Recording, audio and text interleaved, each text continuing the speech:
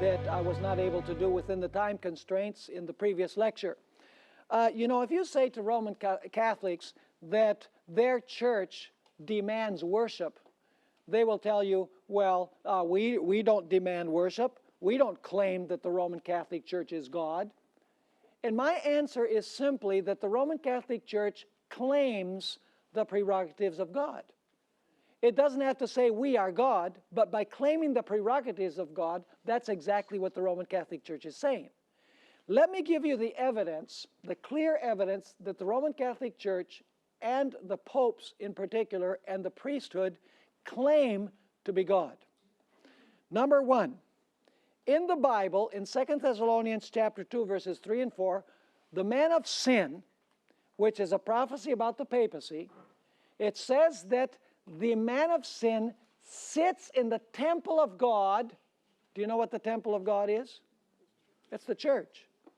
You know, you can get that every time the Apostle Paul uses the expression temple of God, the naos of God, it refers to the church. So it says that the man of sin sits in the temple of God, claiming to be what? Claiming to be God. So if the man of sin is the papacy, and we dealt with that yesterday, then we find clearly that he sits in the church and he claims to be God. And if he claims to be God, would he claim the right to be worshipped? Absolutely. Now let me give you additional evidence. Pope Leo XIII, in an encyclical letter, June 20, 1894, said this, speaking about the popes: "We hold upon this earth the place of God Almighty. Furthermore, the Pope allows himself to be called the Holy Father. Jesus said, 'Call no man your father on earth, for there is one Father, which is your God in heaven.'" So if he claims to be called Holy Father, is he claiming the prerogatives of God? He sure is. By the way, that text is Matthew 23, verse 9. Furthermore, the Pope allows people to bow before him. Peter, who supposedly was the first Pope, when Cornelius came and Cornelius bowed before him, what did Peter do? He says, "Get up from there. I am a man just like you are." That's found in Acts 10, 25 and 26. So if the Pope allows people to bow before him, is he claiming the prerogatives of God? Yes, he is. Furthermore, does the papacy claim to have power to forgive sins? Who only can forgive sins? God. Does the papacy claim to have changed God's law, God's day of worship? Who could only do that? God. So is it claiming the prerogatives of God? Yes. Does the papacy claim since 1870 to be infallible when the Pope speaks on faith and morals ex cathedra? Yes. But who only is infallible? God. Has the papacy claimed during the 1260 years that it has the right to set up kings and remove kings? The book of Daniel chapter 2 says that it is God who sets up kings and removes kings. Did the papacy claim that it had the right to judge everyone and that the Pope could be judged by no one? Gregory VII, Pope Gregory VII said that. But the Bible tells me that the judge is whom? Is God. Perhaps the biggest blasphemy that shows that the papacy claims the prerogatives of God, and therefore it claims worship, whether it says it does or not, but it does by all these characteristics, is in the sacrifice of the Mass. This is where you have particular blasphemous statement, and this is at the end of your syllabus. You know, the Roman Catholic Church believes that when the priest pronounces the words hoc est corpus meum, this is my body, that the host is no longer a host, even though it appears to be, it tastes the same as a host, but it is a real body and flesh of Jesus Christ. In other words, the priest has transformed the host into the real body of Christ. Let me read you a statement from St. Alphonsus Liguori, one of the doctors of the Roman Catholic Church. There's 30-some doctors in the history of the Roman Catholic Church, the great men like Thomas Aquinas and St. Augustine and St. Bernard and others St. Alphonsus Liguori is one of those. And he wrote a book which is very interesting. The name of the book is The Dignity and Duties of the Priest or Salva, where he got together all of the traditions in the Roman Catholic Church from early in the history of the Church about the authority and the power of the priest. And I'm going to read you just one statement. There are many others that I could read you that shows that the papacy does claim the power and prerogatives of God. And so it is claiming worship, whether it says it does or not. So when the third angel's message says, if anybody worships the beast, it's talking about worshiping the Roman Catholic system, because they claim to have the prerogatives of God. Listen to this statement. Thus the priest may, in a certain manner, be called the creator of his creator, since by saying the words of consecration, he creates, as it were, Jesus in the sacrament by giving him a sacramental existence, and produces him as a victim to be offered to the eternal Father. As in creating the world, it was sufficient for God to have said, let it be made, and it was created. He spoke, and they were made. So it is sufficient for the priest to say, hoc est corpus meum, that is, this is my body, and behold, the bread is no longer bread, but the body of Jesus Christ. The power of the priest, says Saint Bernardine of Siena, is the power of the divine person, for the transubstantiation of the bread requires as much power as the creation of the world. I rest my case. This is a system that claims the powers and prerogatives of God and claims the worship of human beings, whether they want to admit it or not. So when the third angel's message says, whoever worships the beast, it's saying whoever worships the Roman Catholic system that claims to occupy the place of God on earth and to perform the power and the prerogatives of God. Is that clear? Now let's go to page 269 in our syllabus, Reflections on Daniel 11.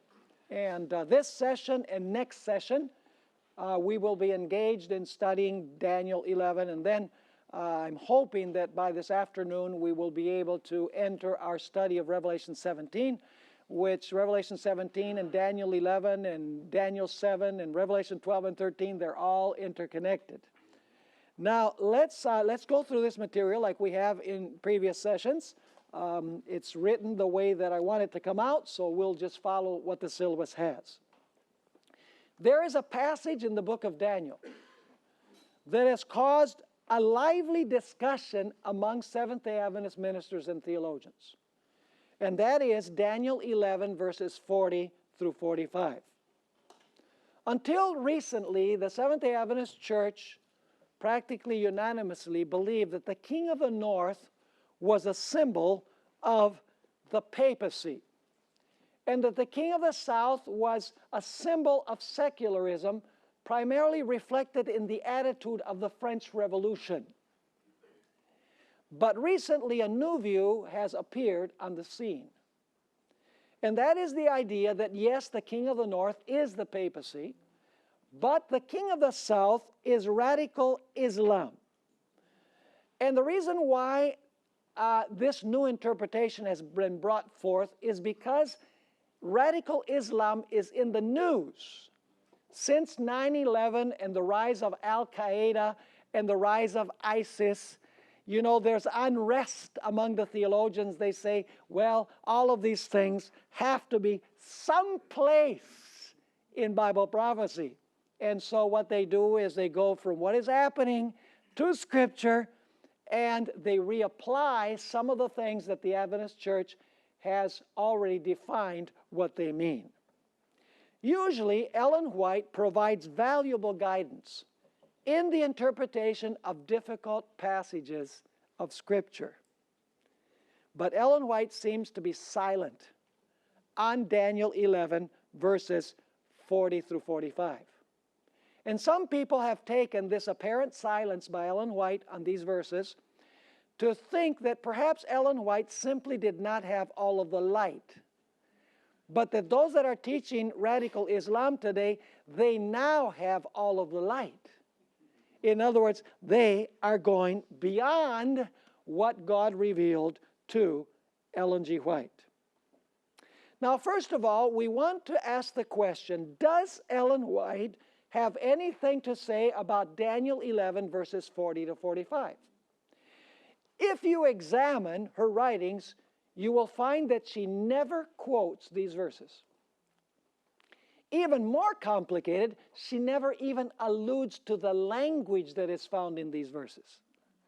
So our task is very complicated to try and find out what Ellen White had to say about Daniel 11, 40 to 45 when she never quotes the verses and she never even alludes to the language in the verses. So you're saying, how in the world can we ever determine if Ellen White had anything to say about these verses?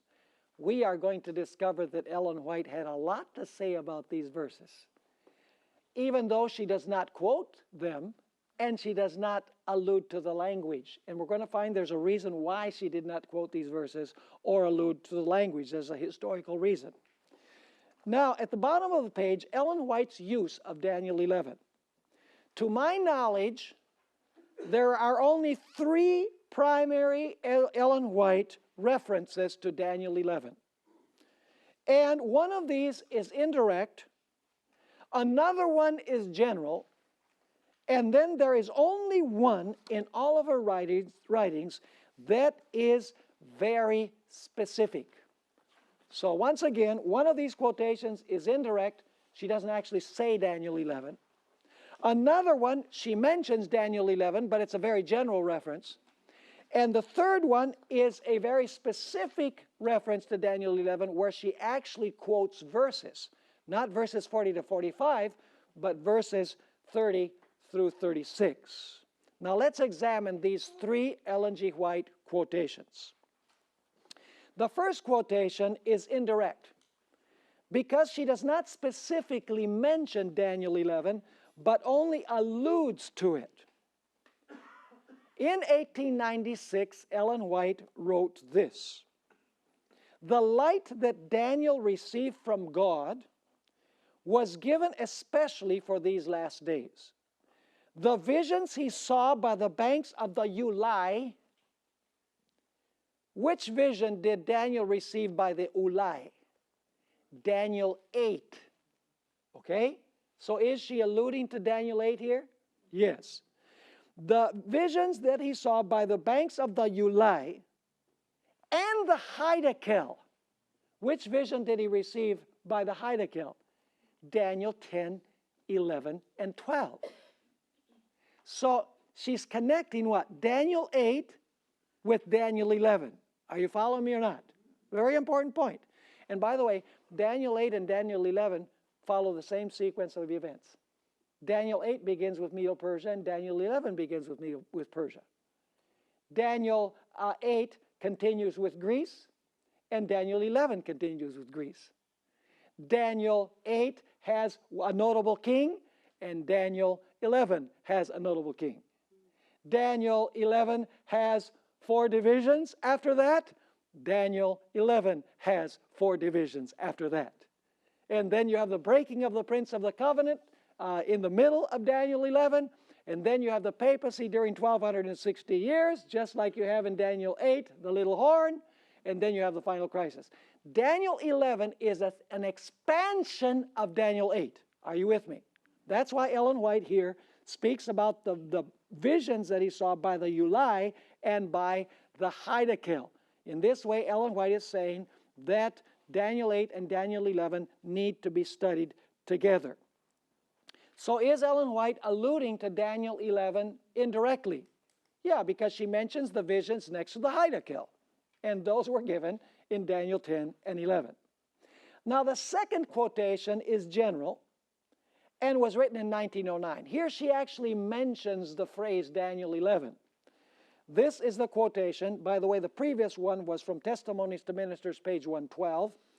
And this one is in 9 Testimonies, page 14. It reads in the following way: "The world is stirred with the spirit of war. the prophecy of the 11th chapter of Daniel, see, she mentions the 11th chapter, right? The prophecy of the 11th chapter of Daniel has nearly reached its complete fulfillment. So where are we in Daniel 11? Are we at the beginning of Daniel 11? The middle of Daniel 11? No, towards the end. She says, once again, the prophecy of the 11th chapter of Daniel has nearly reached its complete fulfillment. Soon the scenes of trouble spoken of in the prophecies will take place. She's referring to the time of trouble in Daniel chapter 12 and verse 1. Now the third quotation was written in 1904. And it is the only one where Ellen White actually quotes verses from Daniel 11. This is found in Manuscript Releases, volume 13 and page 394. And this is a very important statement. It's only one in all of the writings of Ellen White where she actually quotes Daniel 11. This is how it reads. We have no time to lose. Troublous times are before us. The world is stirred with the spirit of war. Soon, the scenes of trouble spoken of in the prophecies will take place. The prophecy of the 11th of Daniel has nearly reached its complete fulfillment. And now she makes a very interesting remark. Much of the history that has taken place in the fulfillment of this prophecy will be repeated. Are you following me or not? Much of the history of Daniel 11 is going to be repeated. Not the prophecy of Daniel 11. The prophecy of Daniel 11 does not have a dual fulfillment. It is the history that fulfilled the prophecy that is going to be repeated in similar fashion. So she says the prophecy in the 11th of Daniel has nearly reached its complete fulfillment. Much of the history that has taken place in the fulfillment of this prophecy will be repeated. And then she's going to quote the verses that will be repeated. Not the prophecy, but the events of the history. She says, in the 30th verse, a power is spoken of that shall be grieved and return and have indignation against the holy covenant. So shall he do. He shall even return and have intelligence with them that forsake the holy covenant. And then she continues quoting verses 31 to 36. I didn't put it in the quotation to save space. And then she repeats the same thought again. She has said much of the history that has taken place in the fulfillment of this prophecy will be repeated. And then at the end of the statement, she says something similar. She says, scenes similar to those described in these words will take place. Are you with me? Now, let's analyze these three quotations. The quotation from Testimonies to Ministers, page 112, provides us two key items of information. First, the prophecies of Daniel 8 and 11 run concurrently and are parallel. Is that clear? The prophecy by the Ulai was the one given in chapter 8, and the one by the Heidekel was the one given in chapters 10 and 11. So chapter 8 and chapter 11 must be studied together because they run the same sequence of events. They are parallel. Now, the second statement tells us that both of these prophecies were in the process of what? Of fulfillment when Ellen White wrote in 1896. Unfortunately, Ellen White does not specify in this particular statement how much of the chapter had already been fulfilled when she wrote the statement. She merely stated that these prophecies were in the process of fulfillment, right? So she's saying, some of Daniel 11 has been fulfilled because it's in the process of fulfillment in 1896. But the third quotation is very significant because the third quotation tells us some specific things that we don't find in the other quotations. Let's notice at the top of the page, the quotation in Testimonies for the Church, volume 9, page 14, adds some very valuable information. When Ellen White wrote this testimony in 1909, she stated that the prophecy of Daniel 11 had what? Had nearly reached its complete fulfillment. Thus, we can be certain that in 1909, the process of fulfillment of Daniel 11 was where? Was in the last few verses of the chapter. The quotation from Manuscript Releases, Volume 13, page 394, contains some significant information that is not found in the other two. In this statement, Ellen White explains that much of the history that has taken place in the fulfillment of this chapter will be what? Will be repeated. The critical question then is this: which history was she referring to when she says much of the history of Daniel 11 is going to be repeated in the future? Which history was she referring to? We don't have to guess. It's the history that is described in what verses? In verses 30 to 36. Because immediately after saying that much of the history that has taken place in fulfillment of this prophecy will be repeated, she then quotes verses 30 to 36. Are you following me or not? Yeah. Very, very important. Clearly, Ellen White understood that verses 30 to 36, as well as we'll find verses 37 to 39, which she does not quote, had already been fulfilled in the past when she wrote. If verses 30 to 39 had already been fulfilled in the past when Ellen White wrote, then the similar future scenes that she spoke about must be fulfilled where? In verses 40 to 45. Are you understanding my point? She says much of the history of this chapter has already been fulfilled when she wrote in 1909. And then she quotes verses 30 to 36. And we could add verses 37 to 39 because it's describing the same period. So for her, had verses 30 through 39 already been fulfilled in the past? Which scenes were going to be similar in the future? The ones that are contained in these verses. So where would you find the future repetition of the history that you find in these verses? Well, what do you have left in Daniel 11? All you have left is verses 40 to 45. So the future repetition of the history of verses 30 through 39 has to be where? In verses 40 through 45. Raise your hand if you're understanding what I'm saying. I hope that those who did not raise their hand are simply lazy. Now, let's continue here. I'm going to read the paragraph so you get it clearly. Clearly, Ellen White understood that verses 30 to 36, as well as verses 37 to 39, which she does not quote, had already been fulfilled in the past when she wrote.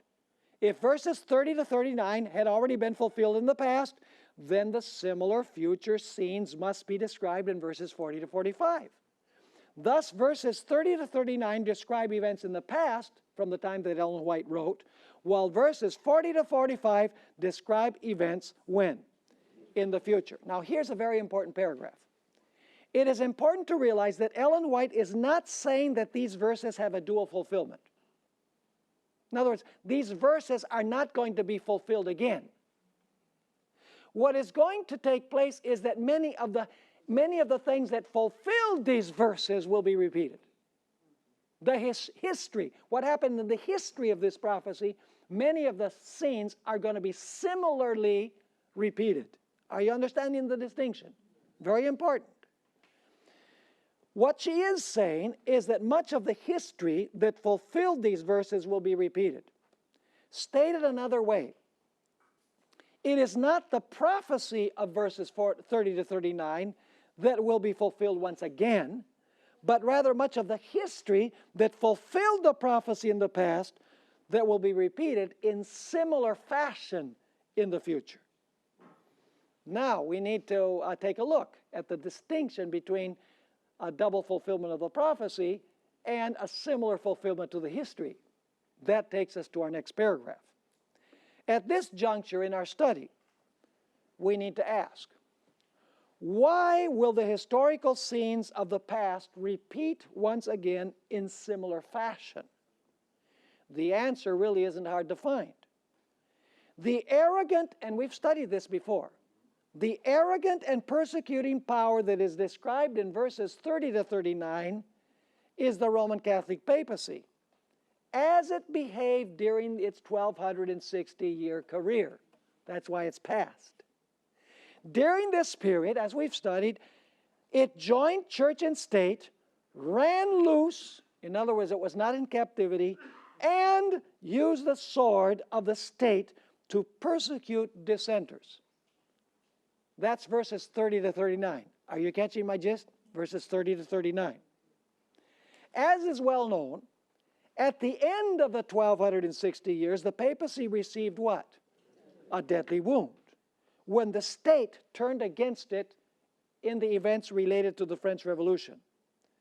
But this was not the end of the papacy's career, right?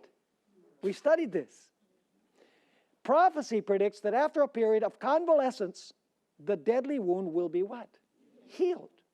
When the United States will return the sword of civil power into the papacy's hand. Then the papacy will what? Will once more behave as it did in the past. Is that the repetition of the history? Not the prophecy, the what? Much of the history, because it's the same system. Thus, the history of the past papal oppression will be repeated in the future, because the papacy will rise once again to power. In summary, Ellen White believed that Daniel 11, 30 to 36 was fulfilled in the past. And of course, verses 37 to 39 also. She also believed that much of the history described in these verses would be repeated in similar fashion. If verses 30 to 39 had already been fulfilled in the past in Ellen White's day in 1909, then the future repetition of history of these verses must be found where? In verses 40 to 45. See, this is like detective work. You know, people say I would have made a good lawyer or a good detective. I'm glad I became a preacher. Now notice Ellen White understood these two stages of the papacy, past and future. We've read these statements before, but let me just read once again because this is important to what we're discussing. Great Controversy 579. The influence of Rome in the countries that once acknowledged her dominion is still far from being destroyed. And prophecy foretells what? A restoration of her power. And then she quotes Revelation 13:3, I saw one of his heads as it were wounded to death, and his deadly wound was healed, and all the world wondered after the beast. Is the papacy going to behave in the future like it behaved in the past? Will there be similar scenes? Will history be repeated? Yes, absolutely. Volume 5 of the Testimonies, page 712. When our nation, that is the United States, shall so abjure the principles of its government as to enact a Sunday law, Protestantism will in this act join hands with popery. It will be nothing else than what? That's an important expression, giving life. Why would the papacy need to be given life? Because it has a deadly wound. Giving life to the tyranny which has long been eagerly watching its opportunity to what? To spring again into what? Active despotism. So is the papacy going to behave in the future like it behaved in the past? Yes. Is there going to be a repetition of the history of this period in similar fashion? Yes. So had verses 30 to 39 been fulfilled already in 1909? Yes. Now, the third quotation, you'll notice the underlined portions. The Bible's Ellen White tells us that Protestants will give life and vigor to the corrupt faith of Rome, reviving. Notice the terminology, give life and vigor, because it lost its life and vigor through the deadly wound. And she says, reviving what? Her tyranny and oppression of conscience. So once again, the idea that the past history of this system is going to be what? Repeated. Now, let's go to our next section. But does Ellen White have anything to say about the events that are described in verses 40 to 45? She quotes verses 30 to 36. We know that these are past. But does she have anything to say about verses 40 to 45? The question is, where would we even begin to look? Because she never quotes these verses. And she never even alludes to the terminology that we find in these verses. So where would we even look in the writings of Ellen White to see where she comments on these verses? Several years ago, I found what I believe to be the key that unlocks her concept of Daniel 11, 40 to 45, even though she does not quote the verses or use the terminology. Let's go to the next paragraph or the next sentence. I believe that the key that will unlock her understanding of these verses is found in her understanding of Daniel 12, verse 1. Is that the verse that comes immediately after verse 45? Yeah. Though Ellen White never quoted or even alluded to the language of Daniel 11, 40 to 45 in the book The Great Controversy, she did quote the next verse, Daniel 12, verse 1. I believe that the place where she quotes Daniel 12, verse 1 contains the key that unlocks her understanding of the immediately preceding verses. Are you catching the way that we're going to see? We're going to work deductively. Do you know detectives work deductively? You know, they look for all of the clues, and then they work backwards to the crime. Well, there's no crime here, understand.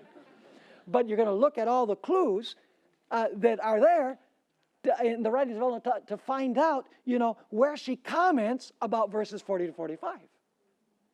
Now, let's work deductively. Because Ellen White did not quote or even allude to the terminology of verses 40 to 45 in the Great Controversy, we cannot work from verse 40 forwards, right? Because we don't know where her comments on verse 40 are found.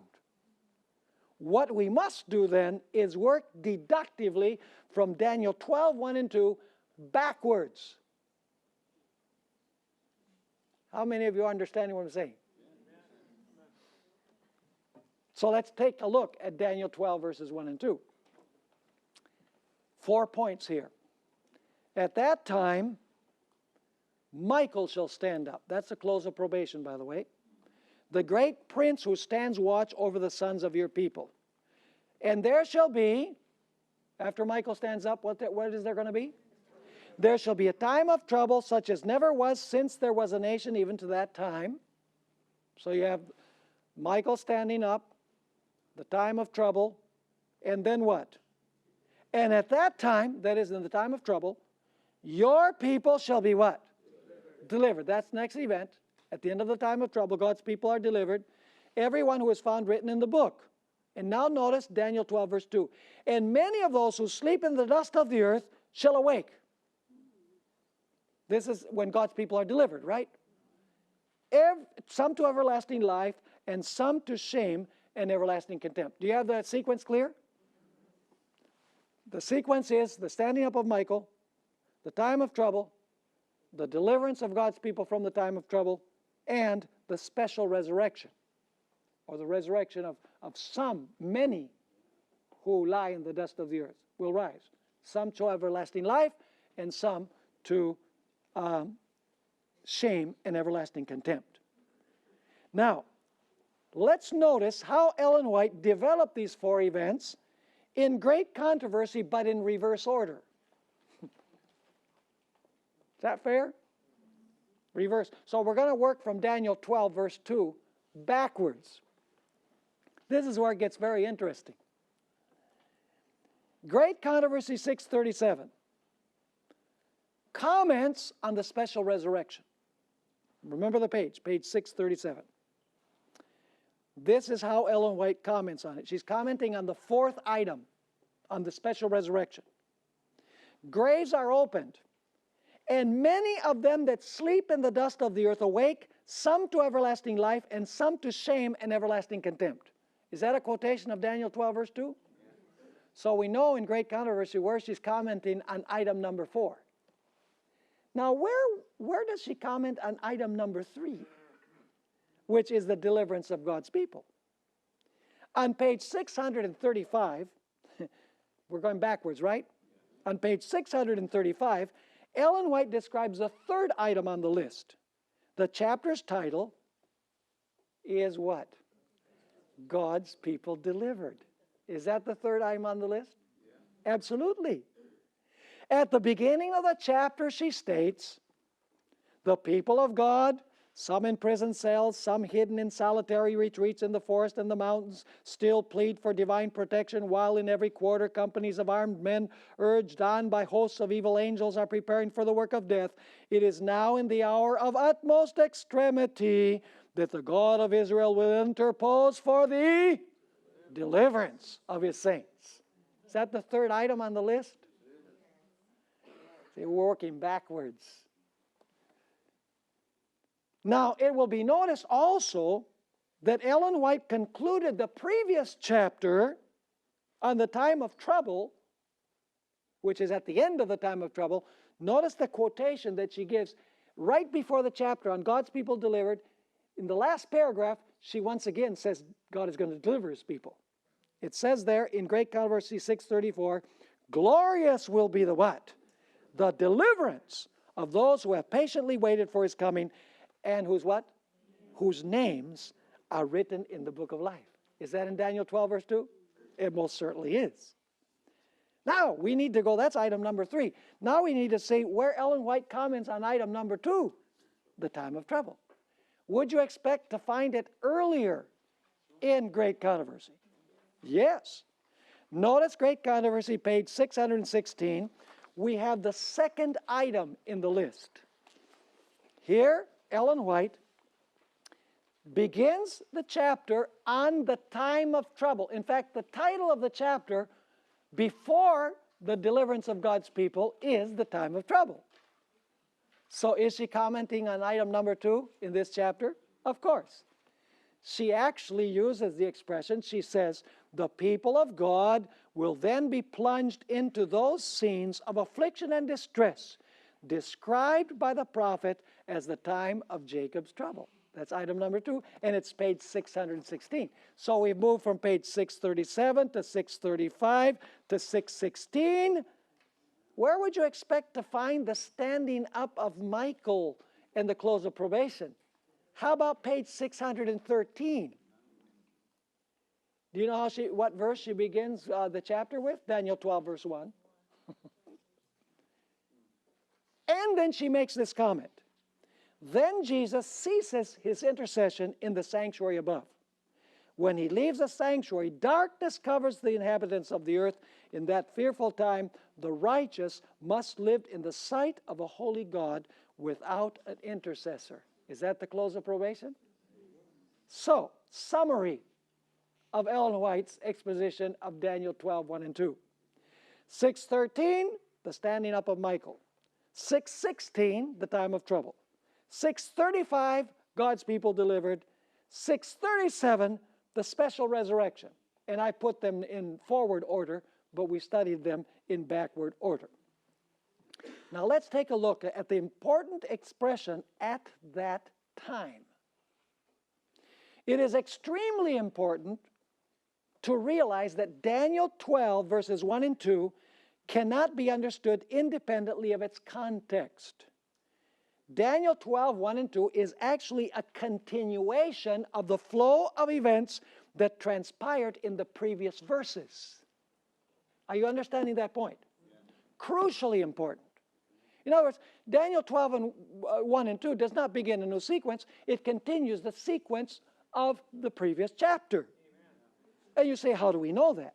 Well, this is clearly indicated by the fact that Daniel 12, verse 1 begins with a time reference.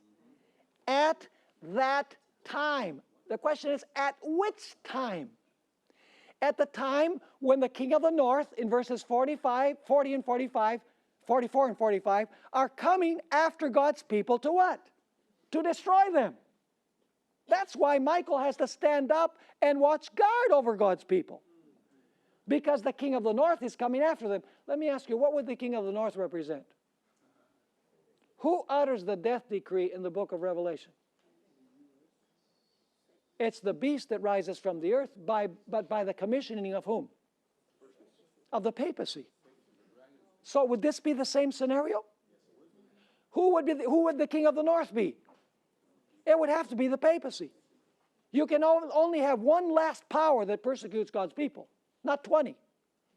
If the last power in Revelation 13 is the papacy, by the help of the United States. If it's the same power in 2 Thessalonians 2, in Matthew 24, in Revelation 17, this must represent the same power that goes out, gives the death decree against God's people. So, the expression at that time connects with chapter 11. Now, here's the key question. Where would we expect to find Ellen White's comments about what takes place before Daniel 12, verse 1? I'll give you one guess. How about before page 613? Does that sound reasonable? We can't always depend on reason, so we have to look at the evidence. Now let's consider the literary structure of Daniel 11:44b through verse 45, and then chapter 12 and verse 1. And we're going to go to chapter 11 verse 44a in a little while. I'm leaving it out for a specific reason. Now let's carefully consider the literary structure of Daniel 11:44, the last half of the verse, and verse 45, as it relates to Daniel 12, verse 1. In order to ascertain to what event the expression "at that time" refers to, a comparison of these two passages reveals that they are describing the same events in the same order, but with different terminology and emphasis. So in other words, what I'm saying is that Daniel 11:44, the last half of the verse, and verse 45 present the same order of events as Daniel 12 and verse 1, but with a different emphasis. Are you understanding what I'm saying? Now, let's carefully then consider the structure, the literary structure of Daniel 11:44b and 45 with Daniel chapter 12 and verse 1. Let's examine first of all, Daniel 11:44, the last half of the verse, and verse 45. I'm summarizing here. Verse 44b says, the king of the north goes out to destroy and annihilate many. Okay? So the king of the north goes out to destroy and annihilate many. Second event in verse 45a. The king of the north sets up the tents of his palace in a strategic place between the sea and the glorious holy mountain to give a final death blow to God's people. And then C, which is Daniel 11:45b, the king of the north, what? Comes to his end with none to help him. So are you catching the picture? The picture is the king of the north goes out to destroy and annihilate many. It sets itself up in a strategic location to deliver the final death blow, and then the king of the north comes to his end with no one to help him. Now, Daniel 12, verse 1 repeats the same three ideas in the exact order, but with a different emphasis. Daniel 12, verse 1 says, Michael stands up to what? To defend his people when the king of the north goes out to destroy them. Are you with me? What comes as a result of the king of the north placing himself in a strategic position to deliver the death blow? God's people will go through what? Through the time of trouble. But what's going to happen with the king of the north? He's going to come to the end with none to help him. Daniel 12, verse 1 says that God's people will be delivered.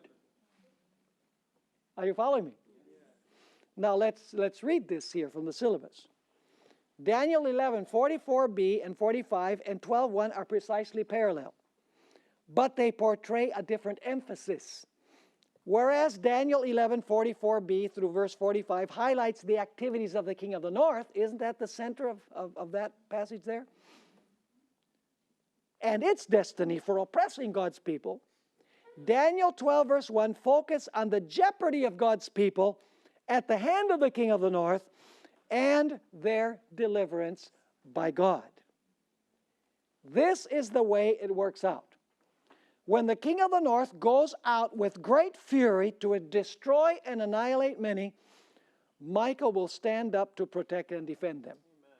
When the king of the north places the tents of his palace in a strategic location to deliver the final death blow against God's people, by the way, vividly described in the first page of God's people delivered in Great Controversy, God's people will go through a terrible time of trouble such as never was. But the king of the north will come to his end with none to help him when God intervenes to deliver his people who are written in the book.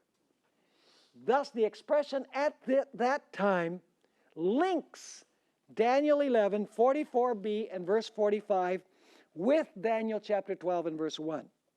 The actions of the king of the north against the remnant are answered by counteractions by God in defense of his faithful remnant. Did you catch the point? Isn't this fun? I delight in the study of Scripture. It's beautiful. No human mind could have devised this. I mean, this is evidence of the Bible's inspiration, as far as I'm concerned. Now you say, now wait a minute, Pastor Bohr, what about the first part of verse 44 that you skipped? We need to take a look at that. So let's go to our next subtitle. What about Daniel 11:44a? Here we are told that tidings from the north and from the east will trouble the king of the north. In other words, this phrase explains the reason why the king of the north will go out and attempt to destroy and annihilate many. Are you understanding this? In other words, the first half of verse 44 says that tidings from the north and the east are going to trouble the king of the north. And because they trouble him, what is he going to do? He's going to go out to try and annihilate and destroy God's people, which will lead to Michael standing up to defend them, which will lead eventually to their deliverance. Let's read the verse.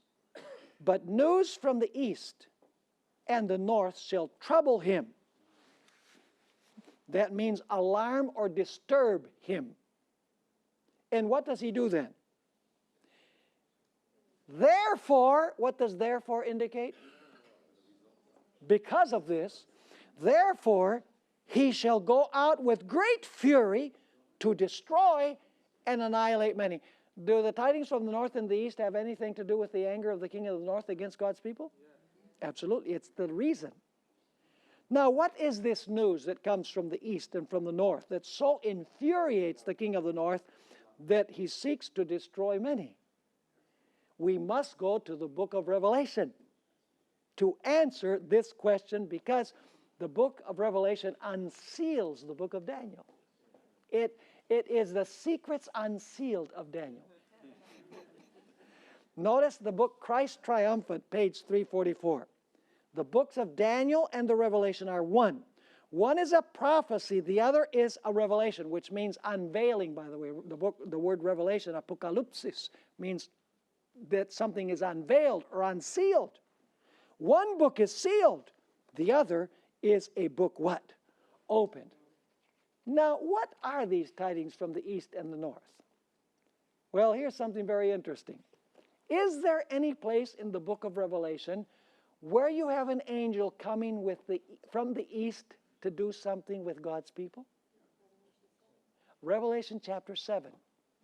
There is a mighty angel that descends, having the seal of God, to seal the servants of God on their foreheads. Is this going to infuriate the beast who has a mark and is very unhappy about certain people receiving God's seal? Absolutely. So it is this angel that comes from the east, it says, for the sealing that will infuriate the beast, because people are not receiving the mark of the beast. They are receiving what? The seal of God. Now you say, what about the north?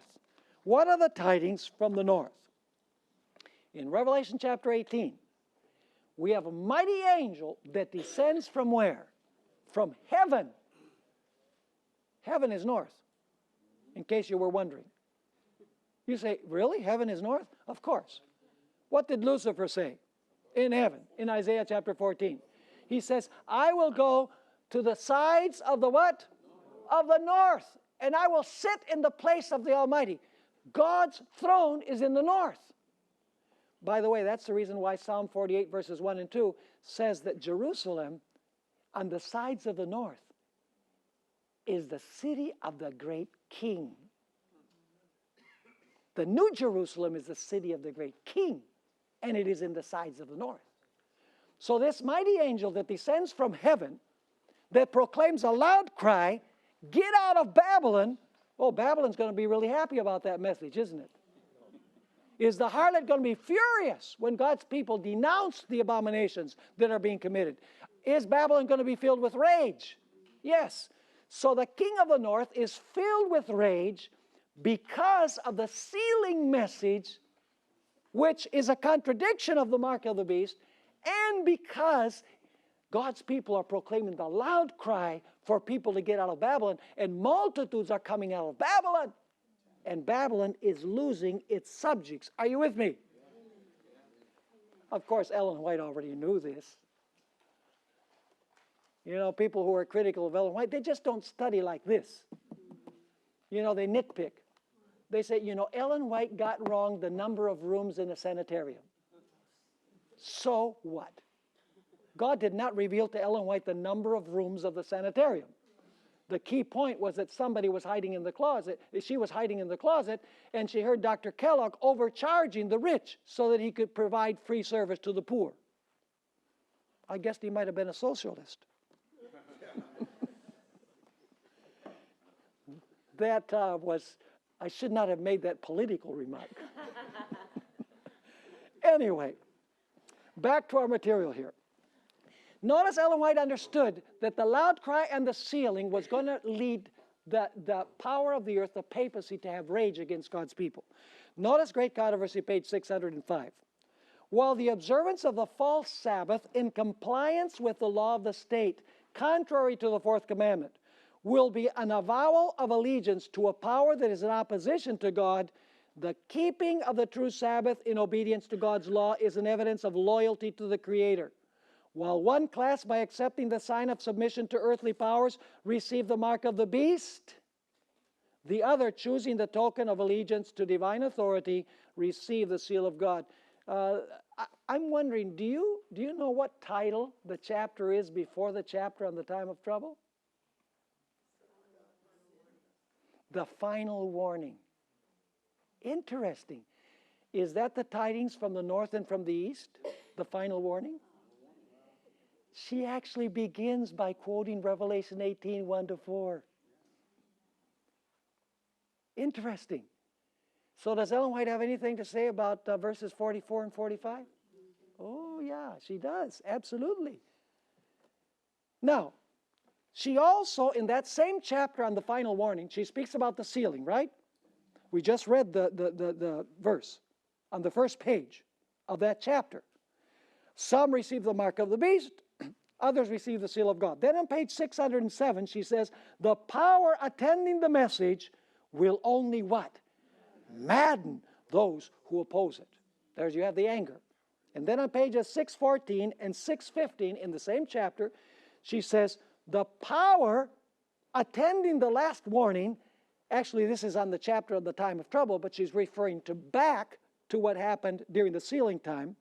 The power attending the last warning has what? Has enraged the wicked. Their anger is kindled against all who have received the message, and Satan will excite to still greater intensity the spirit of what? Of hatred and persecution. Are you following me? So does Ellen White have anything to say about the content of verses 44 and 45? She most certainly does. She does not use the terminology. She doesn't quote the verses.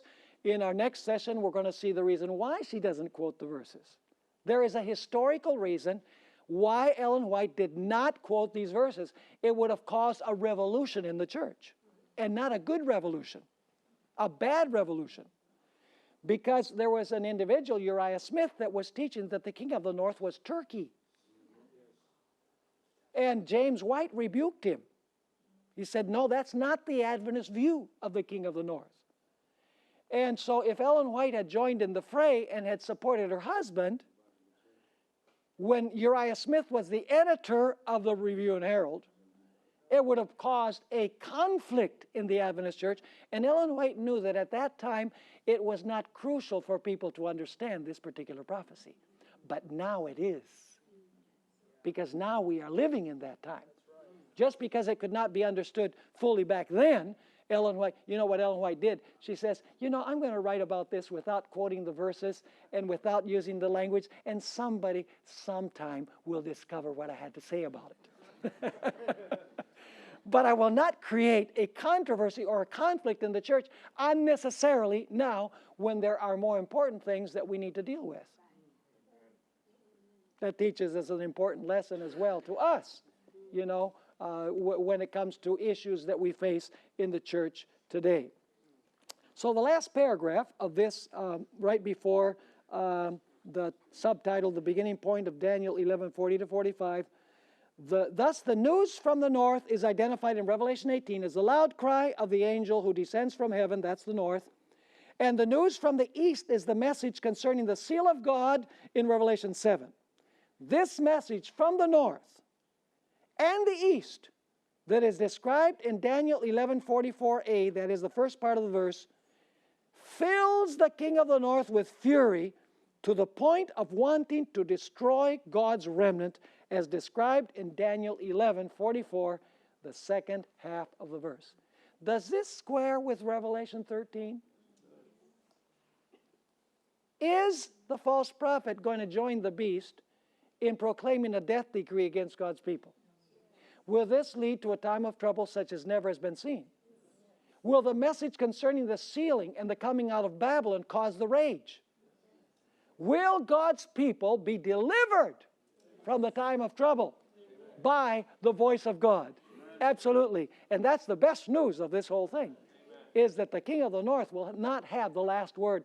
The last word will be spoken by none other than God himself. So let's be sure that we are on the right side. Visit secretsunsealed.org for annual class dates and topics. Anchor is a seminary-level course of study on the fundamentals of Seventh-day Adventist theology taught by Pastor Stephen Bohr and guest theologians. Seating is limited.